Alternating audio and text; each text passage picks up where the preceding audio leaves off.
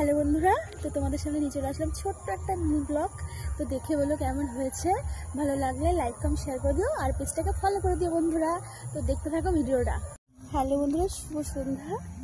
তো চলে এসেছিলাম আমাদের ধান খেতে। তো এই যে আমাদের ধান ক্ষেত। তো এবার বর্ষার জন্য ধানটা ভালো হয়নি, বন্যার জল ঢুকেনি, কিন্তু জল ছিল বিলে, ভালো হয়নি।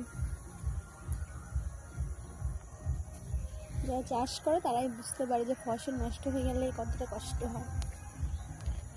তো এই যে আমাদের কলা গাছ, তো ছোটো ছোটো কলা গাছে প্রচুর কলা হয়। তো একটা কাঁদি বাড়ি নিয়ে গেছি, একটা কাঁদি হচ্ছে এই যে কলাগুলো খেতে খুব টেস্টি।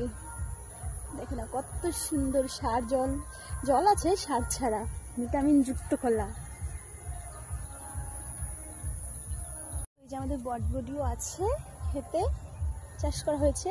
তো বটবটি ক্ষেতের মধ্যে এই যে এটা কি বলতো, সবাই চেনো, অনেকের মুখের মধ্যে এটা থাকে। আর এই যে তার মধ্যে লঙ্কা গাছ লাগানো হয়েছে, লঙ্কা গাছে ফুল এসছে, দু একটা লঙ্কা হয়েছে। এটা কত সুন্দর গ্রামের পরিবেশ, বস সুন্দর তো হবেই। তো ভিডিওটা কার কার ভালো লাগলো কমেন্ট করে বলো।